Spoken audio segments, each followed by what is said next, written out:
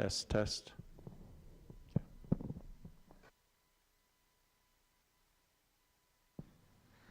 All right, sounds like we're ready to go. Everything's set, so let's go ahead and start off the meeting. And we will start with our standard, if there are any changes to the agenda. And so, asking for something to have actionable on it would not be something we could do, right? We can add or we can move things around on the agenda, but we can't, or can we ask for something to be made actionable? Not when it's Russell Ablin, Assistant City Attorney, not when it's already been posted. Okay. So we can, when we ask for changes to the agenda, we can drop things and we can move things around, but that's kind of the extent of it. Yes, sir. Okay, thank you. All right, so with that, do we need to change anything on the agenda? Mr. Chair, if I might, I'll work with you in the future on items that are Okay, actionable, and I'll touch base with you before the agenda is posted. yeah, good enough. All right, thank you. So And- it doesn't sound like we have any changes to the agenda, so we will move on to item 2. And it's called to the public. So do we have anyone from the public that would like to speak? Please.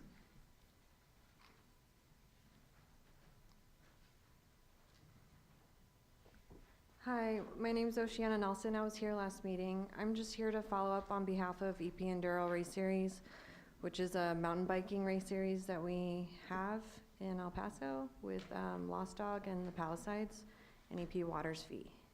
So I'm just here to follow up. Okay.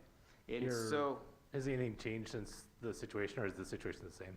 It's the same. yeah, I don't think they've changed the fees. And I know we had asked to have it on the agenda, but I think you said that we couldn't get the individuals here? Correct, but I'm gonna get her information, and then I'll put her in touch with the right folks at El Paso Water so it can get resolved. Okay. But we do need to get it on the agenda, because we do want to hear what they say and where we stand in terms of fees for that.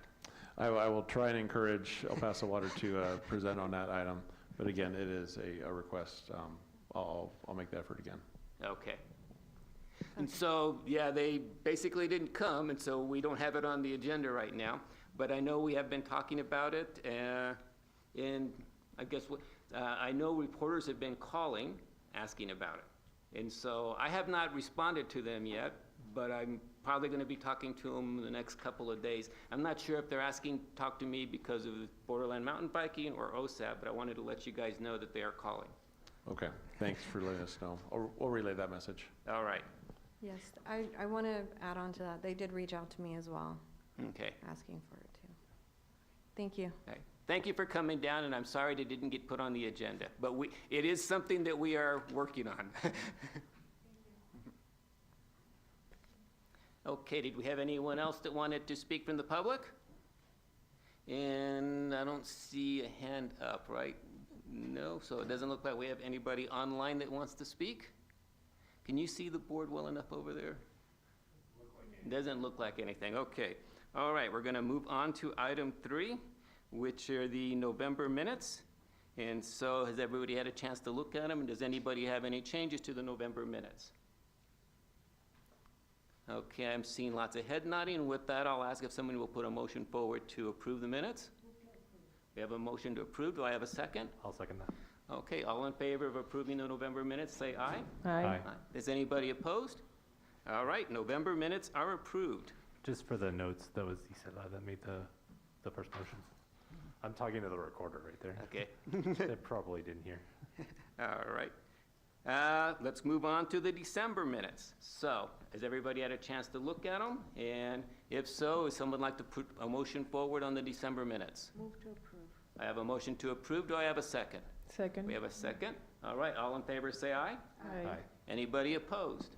All right, item 4 done. That takes us And to item 5. If I can, just on the minutes, I appreciate the feedback. I wasn't able to be at the last meeting, and our intention is obviously to get the verbatim what is made for the motions. It just was. It was missed on It was those, yeah. missed on that one, so we appreciate the feedback on that. All right. Thank you. Thank you, Kevin. All right, so that takes us to item 5, the cleanup efforts at MLK property. So, do we have somebody to speak on that, or? No, I believe that was your item, Mr. Chair. It's okay, so I will go ahead and go forward with that. Is someone from EP Water here? They're here for item 6, which I don't know if they're companion items, but. It's not so much companion, but on item 5, I actually met with the contractors for Department of Army out there today, and they had a slight concern because of the item 6 issue, actually.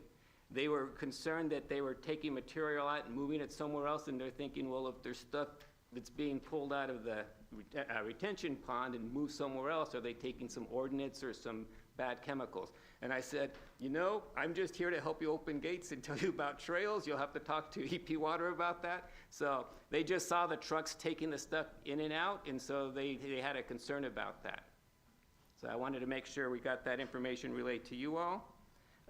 Then I did have a citizen concern, if you will, because while we were out there, they said, you know, look at all those trucks going down the road, taking the silt again from the retention pond to wherever, and they said, hey, they're not covered, that dirt's flying all over the place. Now, granted, today was very windy out there, so it might just be a one-time thing, but they did ask if we could just mention if the trucks could be covered when they take the material back and forth. And let's see, with that, the other information that they wanted to convey, they're looking at saying could be 2-3 year process, but they are going to start working on it. They did say when they work on it, they're going to be flagging the property. And so one of the things that they asked that we mentioned at the meeting is if citizens see them putting flags up or marking stuff, to please leave all the stuff in place. Because if they're flagging it, it could be very much we found something very dangerous, stay away. Don't think of it as somebody's littering the desert and I gotta take down the vinyl tape. That kind of stuff. So they did ask if we look at it from that perspective and get word out to leave anything they may put up in terms of the flagging. And they said it would be very prominent flagging. It wouldn't be something that would be mistaken as just being trash. I don't know if there was anything Chair, else. I have a question. Sure. On item 5, update on cleanup efforts of MLK by Department of Defense. Why were they called in? Why was the Department of Defense called in? If that property belongs to the city of El Paso and is managed by the water utility and is currently under consideration for sale to the state park, why were they called in? Do we have an answer to that? I think they've been involved ever since Kasner Range was used as a firing range. And I believe how this property got put in was when they did the initial Kasner Range, you know, they have it marked off and say this is Kasner Range. And you could think of that as where the National Park Monument or National Monument is right now. But then there was a realization that there was overshoots and there were other things happening. And so that really wasn't the borderline. And we all know that because we know ordinance have been found on the other property. And they said, well, if there are ordinance out there, then it is the government that has an obligation to do the cleanup. And so they are there doing that, and they are there with authorization from the water company and the state park, is my understanding. Yeah, that is correct. That is correct. Yeah, so they are there because the government would have the liability if someone were to find it, so they want to make sure it's clean. And they call it the RAD effort. I can't remember what RAD stands for, but they are there to remediate any situations. This is an initial assessment to see if they believe that there's a high volume of ordnance or chemicals out there. So if they find a high volume, that would obviously change the perspective of being used as a recreational area because you'd want it all cleaned up first. But so they're going to take a look at it first and say, hey, what does it look like in terms of material that's out there that should be cleaned up, or if there is any, and what can be done to clean it up. Thank you. Okay? So that's what I know about it. Okay, before I start, going back to item 5, in regards to the tarps or the vehicles being, hauling the material out, being covered, we'll let the contractor know that is a regulation. They should be controlling dust, watering the area, so that dust is not lifted into the, the air, and the trucks have to be covered. Also Okay. on the entrance and everything, which I'm gonna explain a little bit more in detail, but it is a requirement, and they are aware of that, which is gonna advise them again. Okay, and from where we were, we couldn't actually see if the trucks were covered. You were just, we're out at the roundhouse, you see them going down the street, and you see the dirt flying, so the assumption is, well, they must not be covered. But again, it was a very windy day, and so who knows? All right, so that's all I had on item 5. Were there any questions or anything else on item 5? Nothing on the board. Okay, so I guess we are ready for item 6. Okay, good afternoon, everyone. Salvador Solis with El Paso Water with the Stormwater Division and Operations. So I don't know if we can, well, there it is. We can have the presentation. Okay, so I'm going to provide some information regarding our current project, desilting operations for the North Hills Dam, number 1, which is the north side of those 2 dams in the northeast area. Before we start, we're just adhering to, our strategic objective, which is improve this infrastructure, stormwater assets, and by removing, excess material that will restore the dams to its original design capacity. So a little bit of history. The North Hills dams, both of them have been collecting runoff debris from the mountain, either via transportation from natural pads, and most of it is, rock debris or sediments from the mountain. So this silt accumulation reduces the capacity of the dams. So these dams have been designed to withhold numerous years of storm, and by not maintaining them and having them in compliance to TCEQ regulations, it may result in something that we don't want to be mitigating. But it is per TCEQ regulations that we receive a 5-year inspection. And on the last inspection, we got a few things. 2 of those things were resolve the issue with the amount of silt being accumulated and overgrown vegetation. We're expecting our upcoming inspection in next year, early 2025, which those 2 items need to be in compliance. An update of what's happening over there. I know there's a lot of concerns about the construction. Nothing is being built, which is transporting sediments to another location. It's a big area that is being backfilled over there with, I believe is Job Construction Materials. And so the contractor started more or less around early December.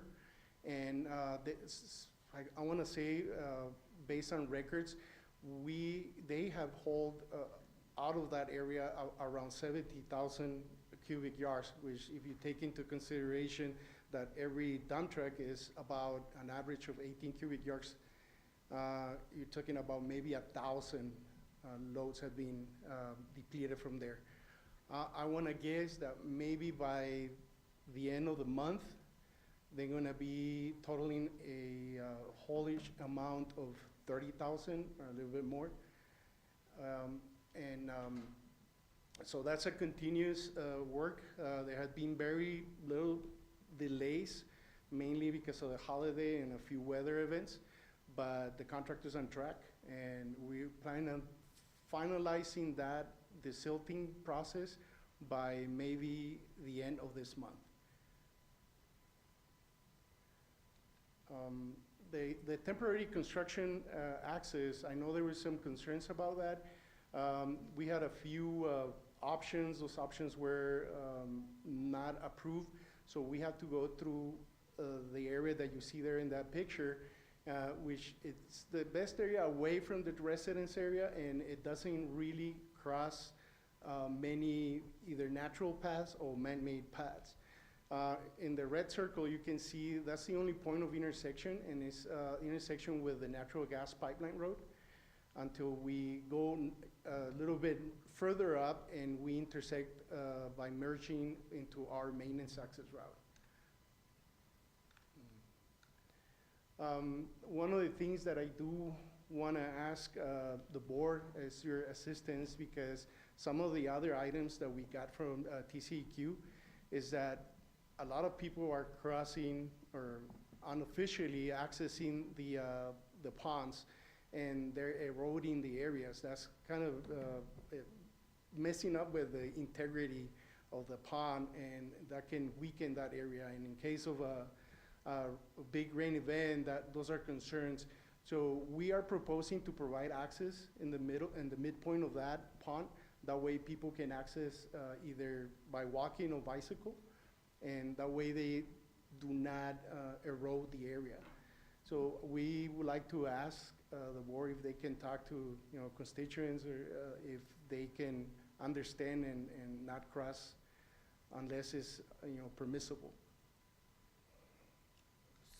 At this point, I don't know if this information serves you or answers any of your questions, but if you have any other questions, I'll be free to answer them.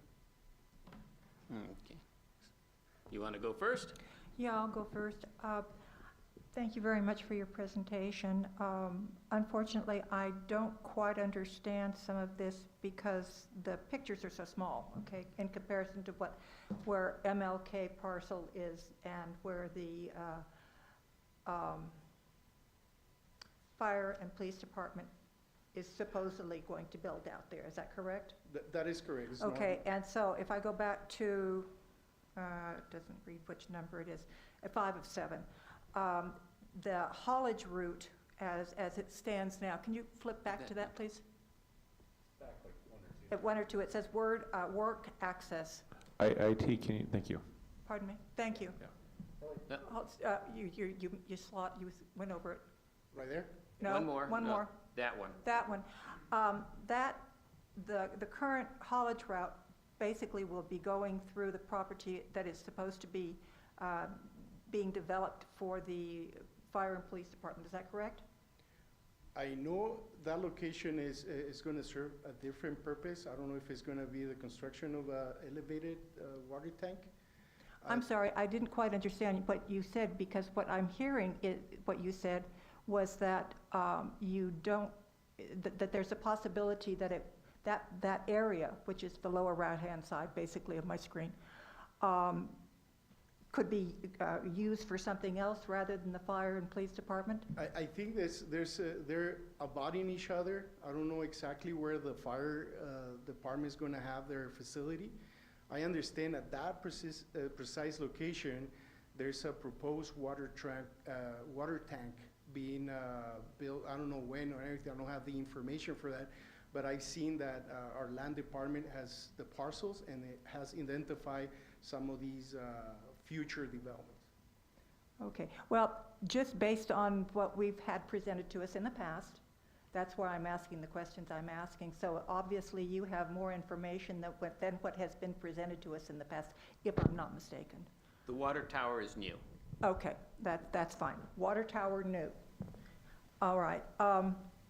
Now, on removing the siltage, what would be the problem? Why is it being removed? Okay, so initially that dam was built to capture runoff, that way protecting life and property across. As you can see in the picture, I mean, you have a residential area. It serves the purpose of detaining or retaining, rain runoff. When this runoff happens, let's say we have two major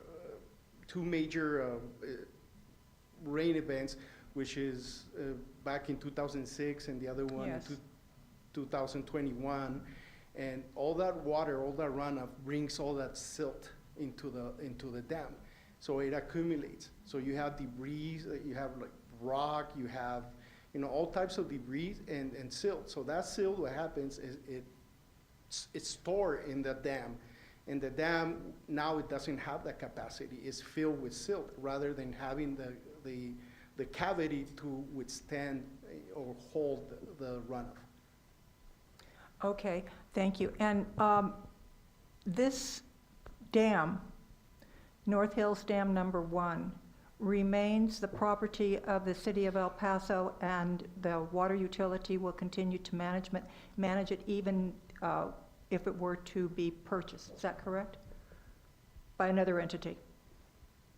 I don't think I can answer that question, yes, I don't have that information, but I think it is the responsibility of our department to maintain assets like this, so I believe Okay. it So may be a situation, yes. I think the question I'm asking, is it considered currently as a part of what has been referred to as Martin Luther King property parcel under consideration for turning it into a open space amenity? Yeah, I think that question is for our land department. Yes. Good. I don't Okay. think the dam itself is included in it. So I think you're going from the neighborhood towards Roundhouse. And so this is behind the neighborhood. I needed that information, thank you. So, yeah. I think, let me talk to our land department and see if they can send it your way.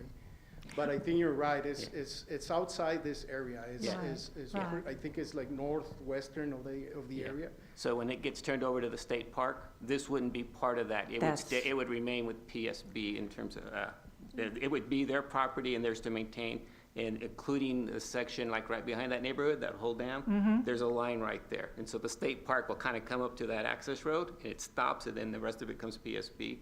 Excellent. And on the side where the Police Fire Academy is, it's, the Police Fire Academy is probably a little bit more north of that road they built. And I'm guessing the water tower is probably gonna be higher up the mountain because you're gonna want gravity to feed it. Yeah. Right there. Okay. I'm sorry, I didn't get this gentleman's name.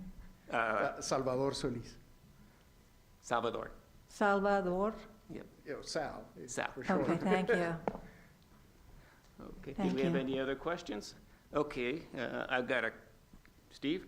He said that you were completing by the end of the month, it sounded like, was that, or close to it? So there's two dams. Dam number one, the one that we're currently working on, that's gonna be, I'm pretty sure it's gonna be completed by the end of the month of January. Okay. And right after, we're gonna continue working on the number two dam, which is the one by the park. And that's, we're estimating more or less that since this is a smaller area, we'll probably finish it before February the 28th. So Okay. we'll be done before March starts. The TCEQ inspection is not until early 2025? Next year, yes. Is that just because they're not very responsive, or there's other work to be done before you do I the think test? that's how they manage these bigger scale entities. And I think 5 years, and if there's something in concern or that they need their attention right away, they'll do these inspections every 3 years. Okay, it's like a schedule. Okay, I get it. And then the other question, you mentioned about managing the user access to those dams at various points. I think the only thing that I'll say is that I think you're probably better off like talking to individual organizations, like which maybe we can help facilitate about this. But like the board itself probably doesn't have like the reach that you'd want to have if you wanted to have like a strong adherence to this, unfortunately. Yeah, I mean, does- any help that you guys can provide, I mean, it will be greatly appreciated. Chair? I have a question. Oh, go ahead, Estella. So have you considered putting up some signs or some kind of signage that encourages people, you know, to stay off the parts you don't want and use the places that you do want? I think at one point there was some existing signage, I'm not very sure, but that would not really deter people to going up there. Because I'm thinking, you know, there are organizations that groups of people that go and engage in this kind of activity, either biking or walking, but then there are a lot of folks that just, you know, decide today's a good day and that looks like a good exercise, you know, event. And so I think in that point, and I agree with Stephen, we don't have the reach that you would like us to have. But in addition, I don't think that the organizations, the biking and the hiking organizations have it either, because there's just a lot of folks that just do things because that's a good day to do it. So perhaps some signage there would be better suited to what you're trying to accomplish especially since you've got those entrances. Yeah, that and you're going- additionally, we can, as part of educating the public, I mean, maybe we can reach out to these organizations. But, I mean, it was just, if you can, in any ways, I mean, talk to people or the organizations, I mean, we really appreciate that. Thank you, sir. Mr. Chair, if I might, I have a question, actually. Sal, are people accessing the pond? Is that what the issue is? We've seen evidence that, yeah, they have access the dam, So- but the main problem is the embankment, the slopes. The embankment against the park. Mhm. So you have a lot of people who walk along the top of the dam, and usually those folks, the dog walkers, the bikers, they're usually doing on the top. But you got, it's a nice hill like this. And you Yeah. got it right next to a park with a bunch of kids, and the kids love to get up on the top and see how fast they can run down. And so the issue you're having is really a bunch of kids, I think. Yeah, Because I don't probably. think, you don't really see a lot of the I have seen some of the bikers go down it, but for the most part, they're off to the left. This is a lot of kids playing right by that playground and thinking, it's kind of a dirt slide. Exactly, yeah. Yeah. And so, is there a neighborhood association with that? I know there's one farther down. I don't know if there's one right there by Chuck Heinrich. I want to say there may be one for the Chuck Heinrich area. Okay. Because that might be one neighborhood group that maybe we can, if there is a registered get- neighborhood association. It's going to be a tough one. I mean, I think we should hit the neighborhood association. We can certainly let the bikers know and stuff like that to avoid it, because I understand the issue with the denigration of the dam. But I think the problem's going to be, you got a bunch of kids playing there, and telling kids they can't go up the dirt slide is going to be a tough one to enforce. Yeah. So I can, if there are neighborhood associations, I can put you in contact. Thank Give you their very much for information. this. Chair. Please. So let me see if I understand this correctly.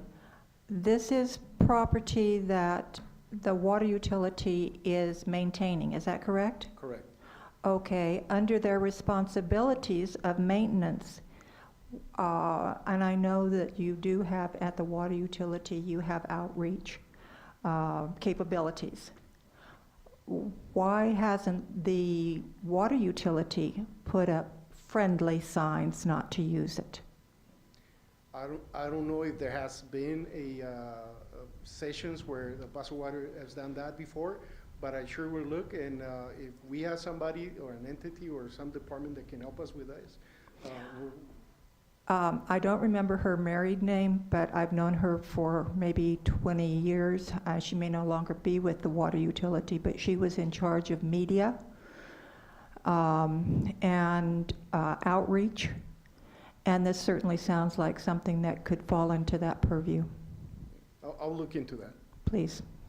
Okay, anything else in there?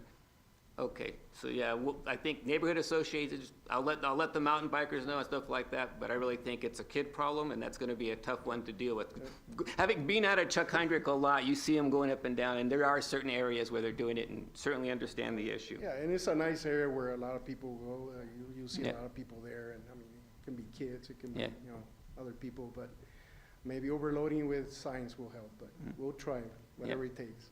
So then I had a question, the TEQC, are they testing for chemicals in there? Or are they just testing for silt and debris and stuff like that? And so again, this goes back to what's going on with the Department of Defense, because they were concerned, because anytime you have a place where ponding like that happens, that tends to be where the munitions end up. And they've already identified areas in the area where the munitions basically deteriorated and they left chemical deposits. And so that was their concern. So I'm just wondering if they've already tested for that.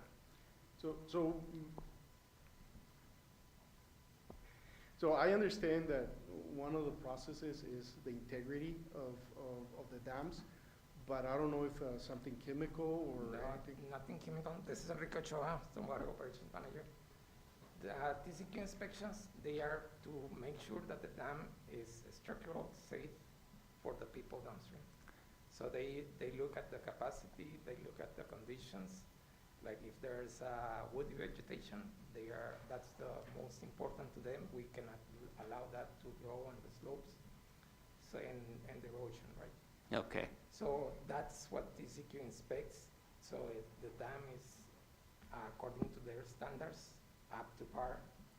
So they didn't do soil sampling or anything like that. No. So again, I'm sure you guys have somebody who's working with the Department of Army, if you could get them in touch with those folks, because like I say, I know those contractors, when they saw those trucks taking everything out, they were like, if there were chemicals there, where are they going now? Because they're gonna wanna know that, basically. And, you know, and it's not saying there's anything out there, it's just that, you know, they're there to try to find it, and when they see dirt going away, they're thinking, how am I gonna find it if it's, if it's being hauled off somewhere else?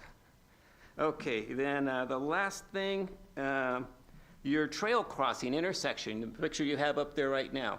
So that's where the intersection for the two roads hits. It's about quarter mile farther down that there's actually the trail crossing that everybody was concerned about. Correct. Okay, and so, I don't know that there's anything to do there, but like I say, we're telling people just to be cautious as they're going through there, because I know you're gonna have a lot of traffic through there. Yes, and we're advising, you know, drivers and the contractors that to be careful with, you know, if they see people, because there's some people that like to, you know, bike in that area or take the stroll, and we want them to be safe as well. Yeah, that is that Lazy Cow trailhead that's down there is very popular, especially on the weekends, for people to shoot across there, and I know that's a very common place for the mountain bikers. So the hikers and walkers tend to take the Pipeline Road, but the bikers are taking what they're calling Lost Cow Trail. Yes, sir. So, And I want to add, I mean, no development really has happened for that temporary access. That access was just shaved, just make it, you know, drivable for the trucks, and vegetation is going to grow. And Now- that's going to, you're not even going to notice anymore. so as Judy Eckerman used to say, it's probably gonna take 10 years, so it's gonna, Well- because when you're dealing with the desert, it just doesn't grow back that fast. Yeah, I should have said eventually, yes. All right, so those are all the things I had. Does that cover item 6 for everybody?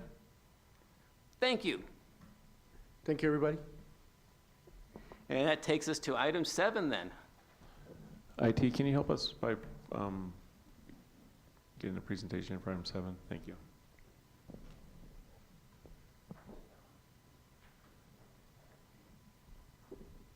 Good afternoon, Ian Volvoid, Strategic Partnerships Officer. Kevin let me know that the board would like me to introduce myself, talk a little bit about my function at the city. Does that sound about right? Okay. So I want to make, you're the Yes. individual that does the relationship with the water company, or? That is correct. Okay, yes, And- please. And this is also related to some of the issues that occurred with the NAPLAND as well. Excellent, okay. Okay, so to give kind of the broadest outline of what I do, so the Strategic Partnerships Office is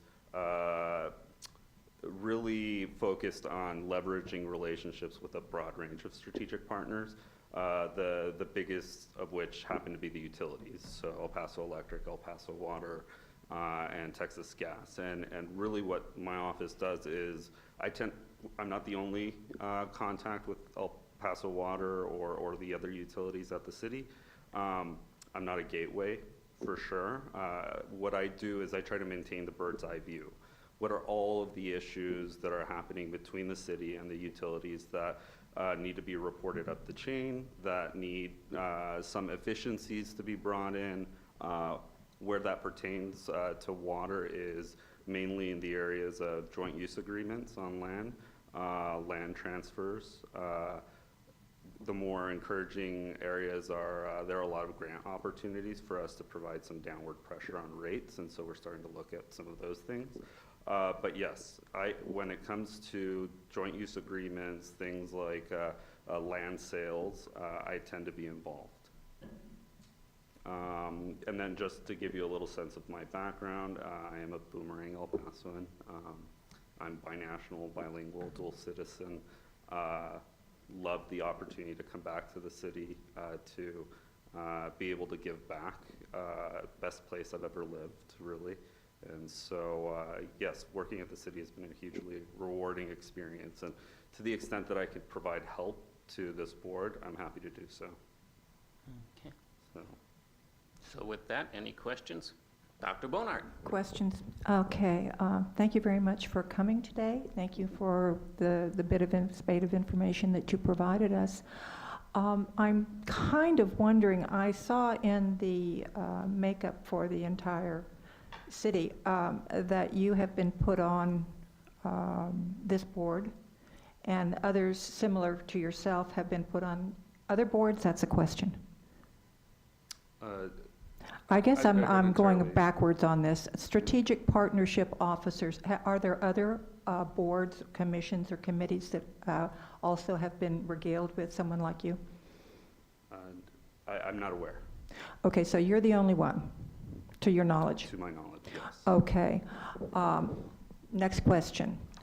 Are you a voting member of this, or of this committee, of this board? No, I am a city staff member. I'm not a board member. Okay. And you were placed on here by whom?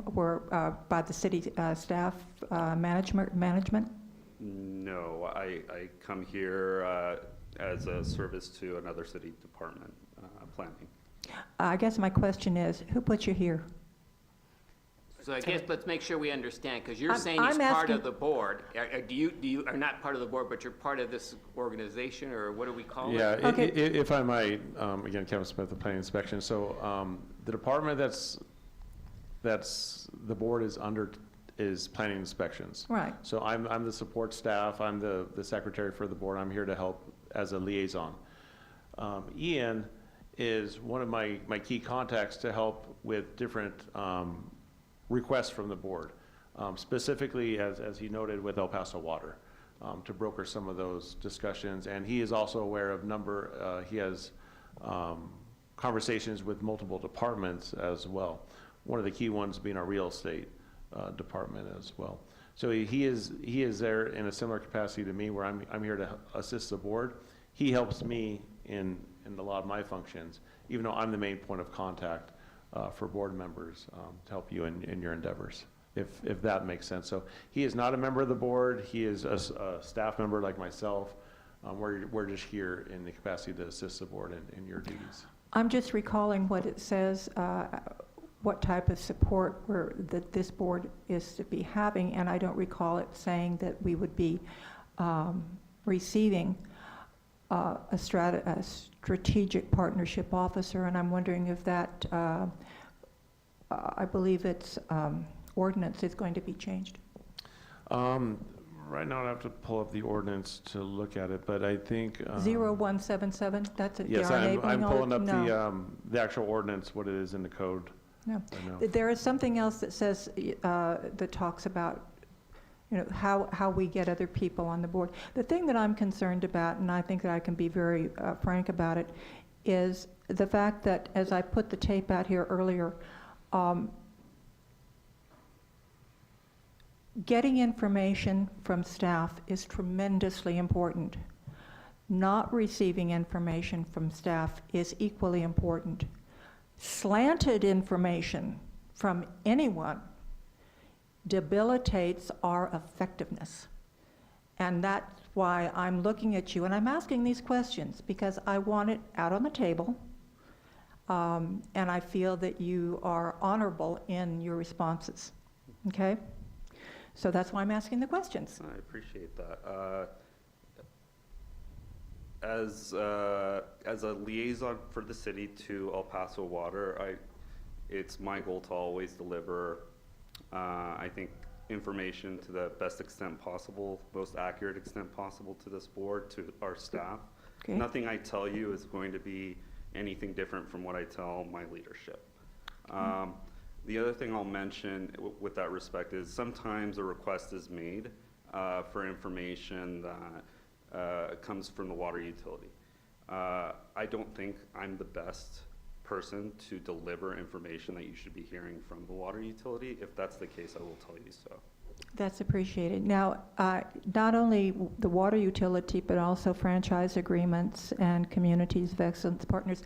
What about, and this is one of my questions that has come up several times, the relationship of Parks and Recreation Department and Open Space Advisory Board?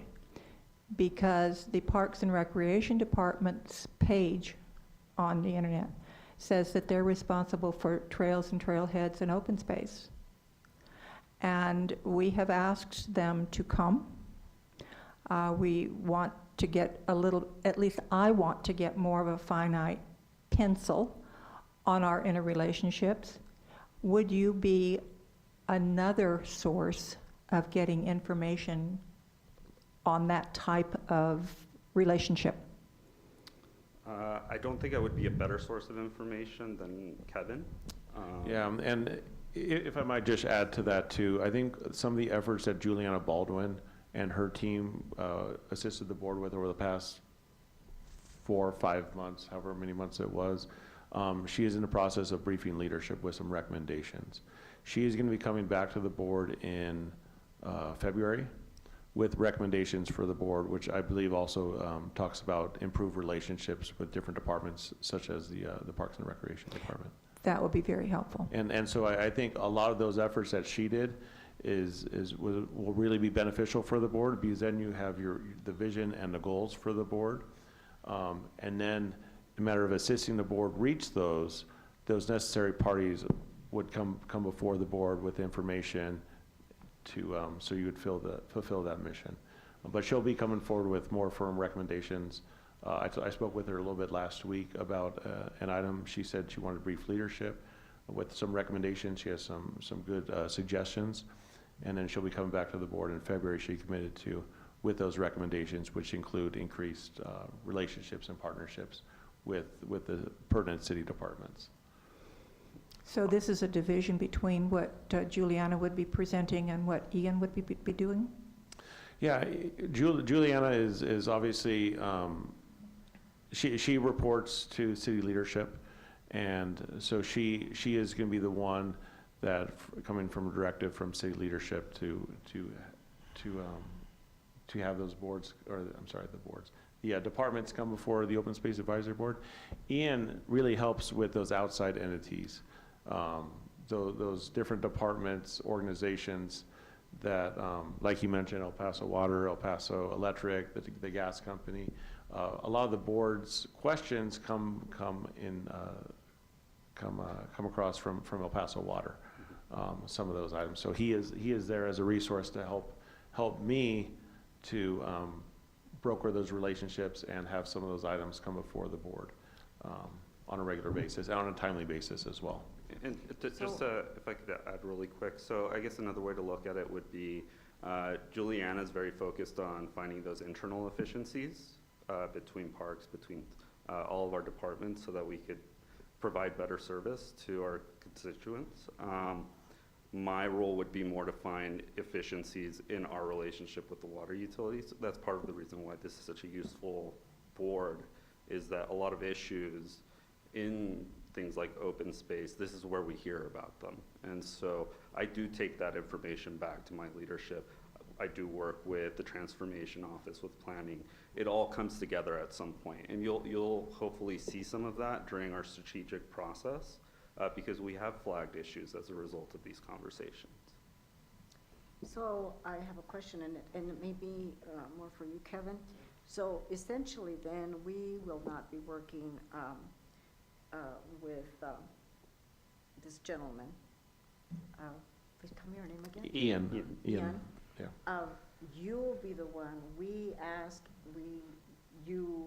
you talk to him if something is needed by way of assistance, right? Correct. Generally, with all the boards and committees, there's a secretary, and that secretary works with the board on the efforts of that board or committee. And we then turn and work with our different partners, whether it's internal, the different departments here, or external, which we have before the Open Space Advisory Board from time to time. A lot of the other items, and it depends on the board or committee, sometimes there are different cases. A lot of the other boards and committees that I manage are different cases that come before the OSAB, such as zoning matters. So we bring them before, if they're in the mountain or hillside development area, we bring them before OSAB. We also bring them to our City Plan Commission, and then that gets forwarded on to City Council. So those are a little bit different.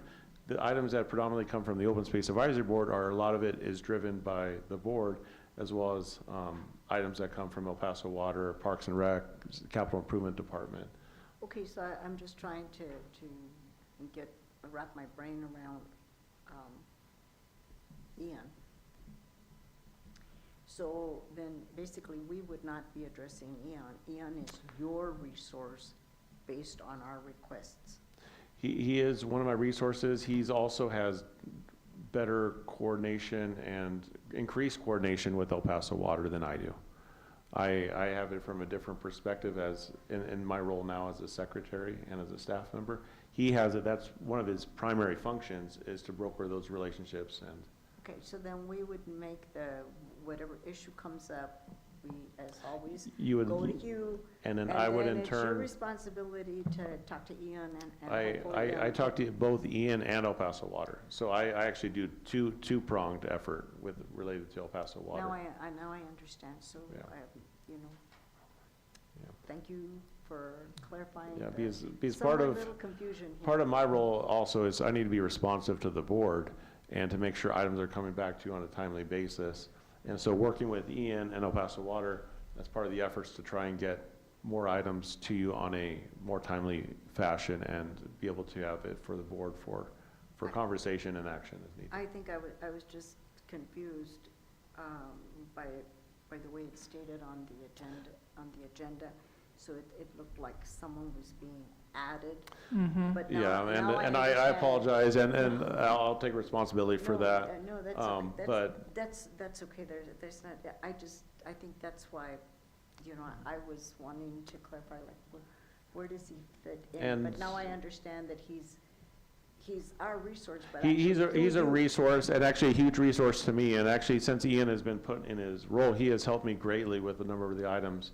And he has been at some of the other meetings, but he is also here as a resource for the board, too. Well, thank you, Ian. Thank you. So, Yeah, I have one more question, if may. Just if you have this is this recurring thought, this is maybe food for conversation next time you talk to a water utility, that the fees being charged for events that happen on those places are about like an order of 10x higher than they probably are in other locations. And it just is like, it's a negative downward force on the ability to have events. If they cost more than people ever register for, then there's no point in having it. So if you have a chance to voice that with them and maybe see if they can do some market research to understand what they should be charging. And I want to be respectful of the agenda process.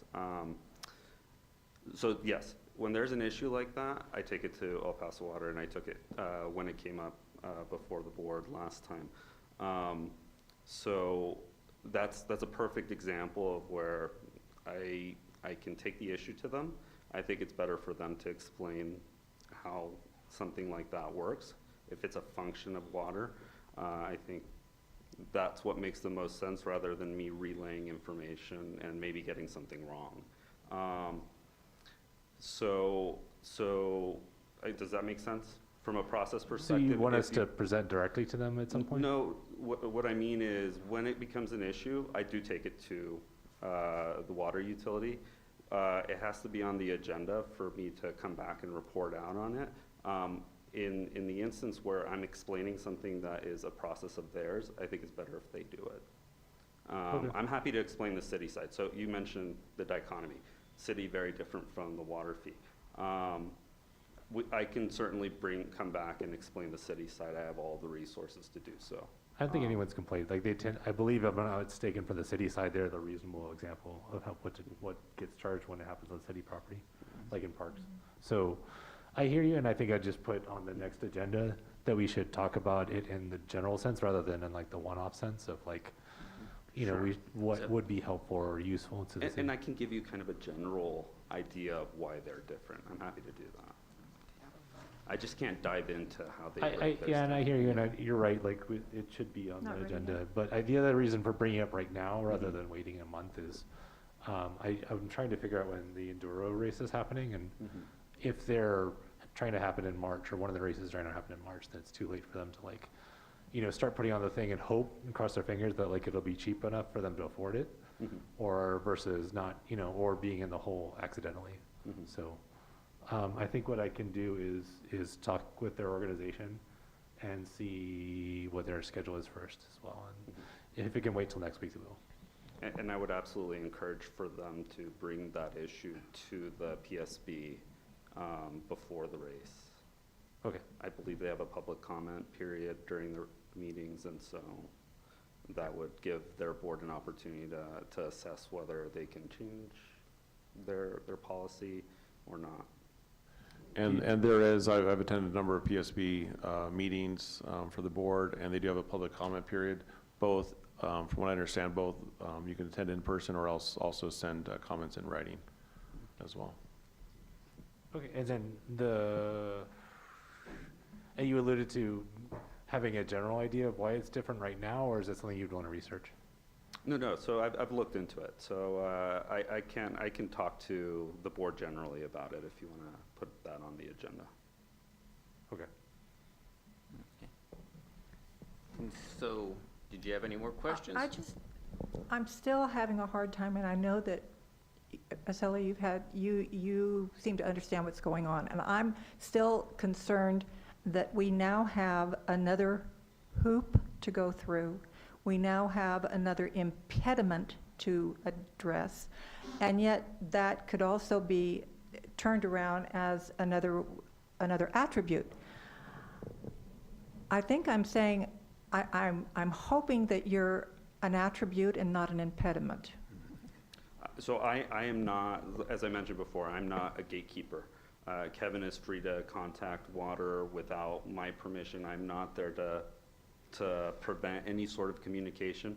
Where I'm helpful to Kevin, to my colleagues at the city, I hold regular meetings with the water utility. I have a meeting with the CEO once a month. So I'm able to bring up a wide array of issues and try again to find efficiencies so that the city and the water utility can work better together. I think we've had a lot of successes.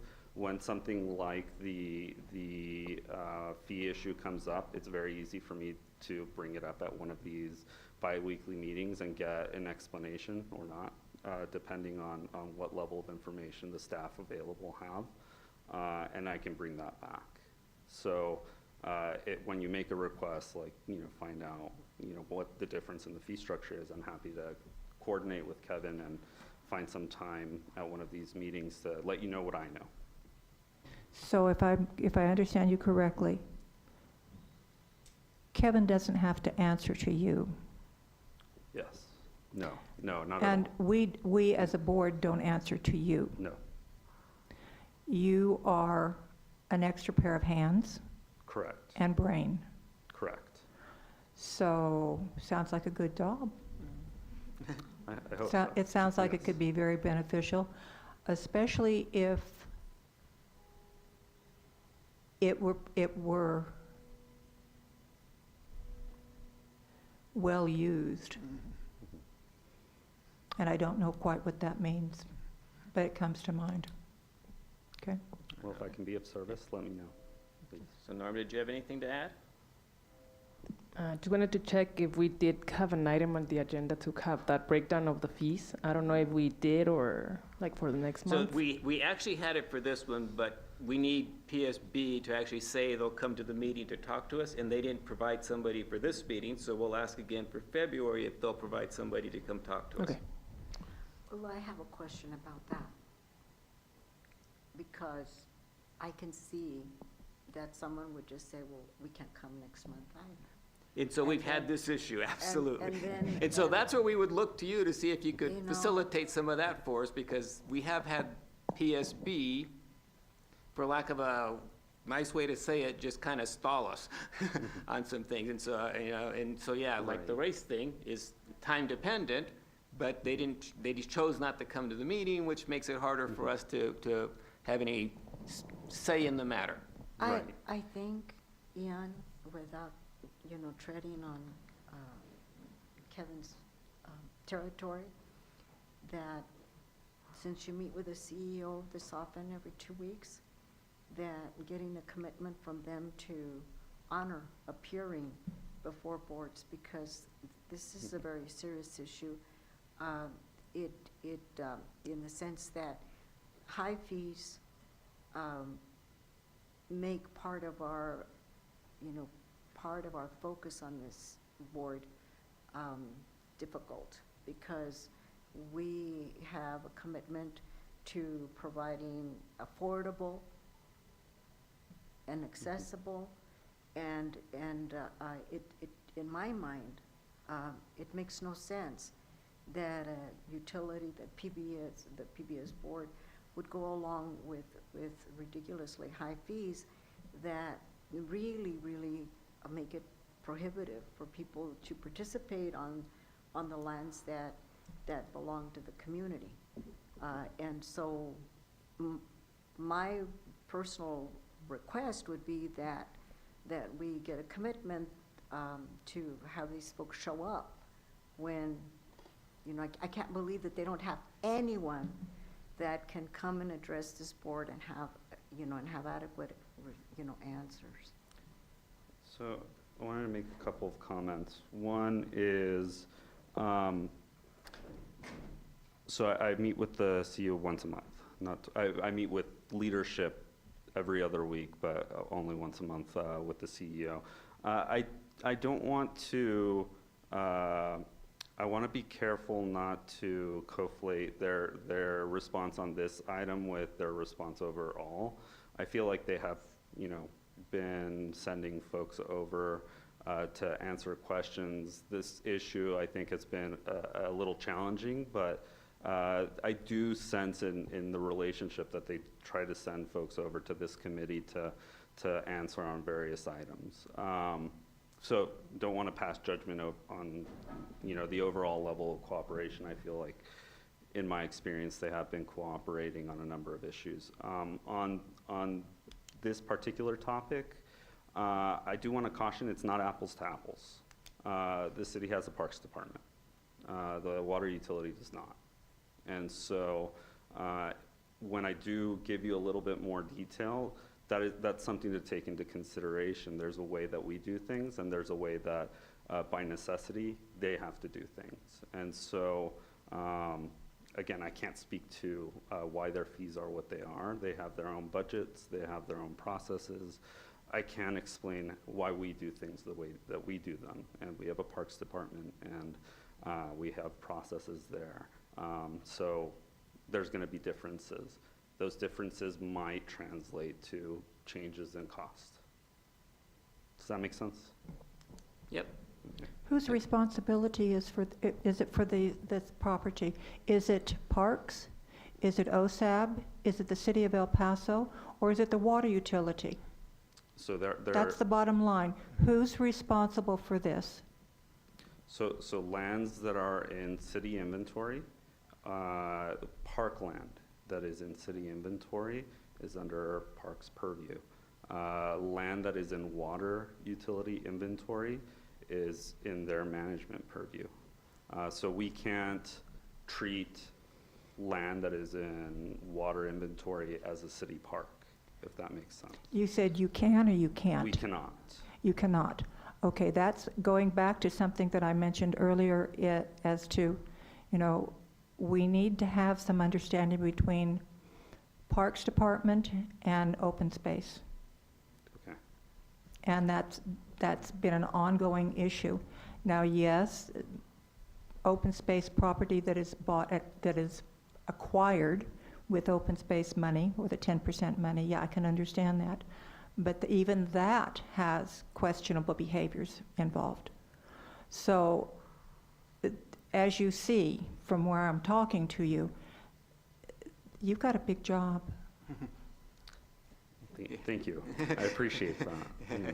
So, and if I might, I think a lot of those concerns that were brought up is, I don't want to put it until next month, but I think Juliana Baldwin and the efforts, a lot of items rose up Yes. during her conversations. And for her, I don't report to her. She's a neutral party, which I didn't want me to be included as part of the strategic planning, because I wanted a neutral third party to hear from the board directly.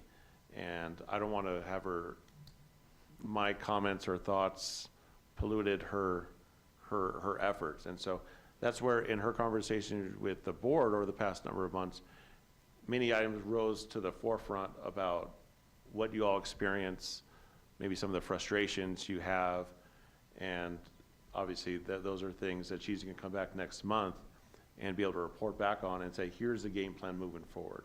because that's really the goal. Because it was really beneficial for her to see, and it gave a blueprint for how, for a lot of the efforts of the board moving forward over the next number of months and moving forward, and definitely to improve the open space matters across the board in El Paso. So I'm going to see if we can just finish it up here. Land, I guess, is the big key here. And who owns the land? As I've always been told, the city owns everything, but PSB manages portions of it. Is that a correct statement? That is a correct statement.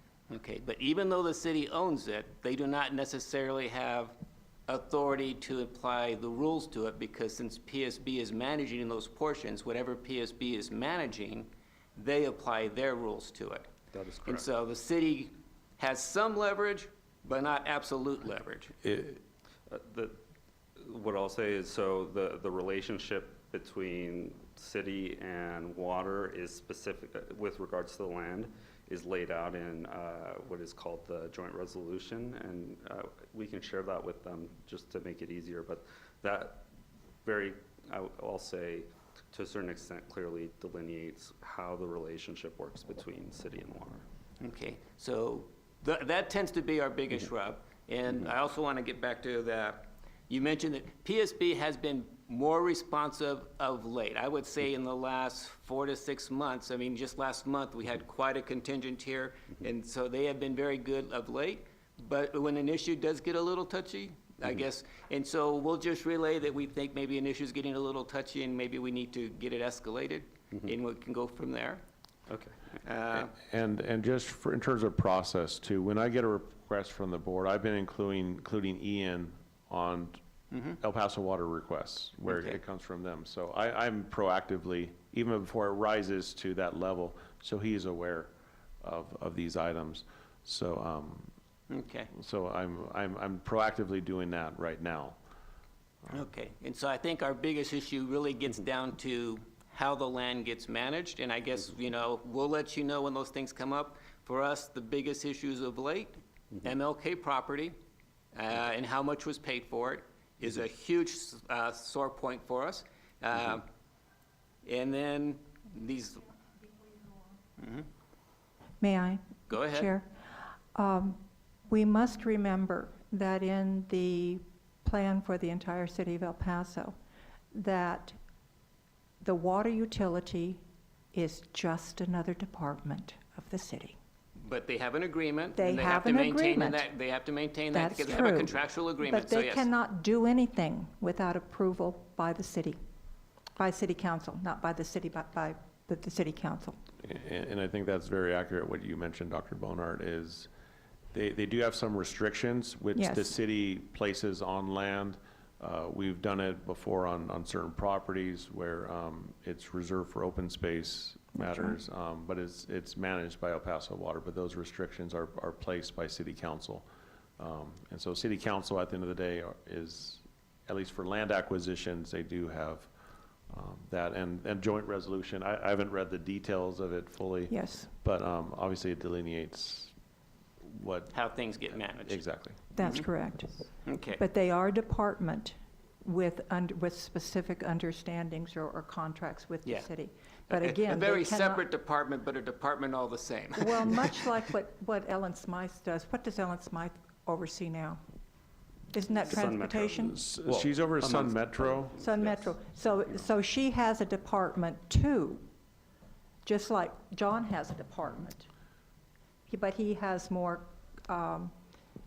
PSB has more autonomy he than I has think more most. autonomy. That's the word I was looking for, more autonomy. I But mean, they have their it's, separate board, and so they have their own Absolutely. way of management. But, But certain items do have to come to city council. That's Yep. correct. For action. yep, they can be turned down. Okay. Whatever is within their purview. and so bottom line, I think, since a lot of our key issues revolve around land, we'll let you or Kevin actually know that, hey, we have an issue regarding the sale of this land or how this land is being managed, and go from there. And I missed one thing on items 5 and 6, if you could take that to the water department. The conservation easement. So they are actively negotiating the sale of the land and a conservation easement for the MLK property.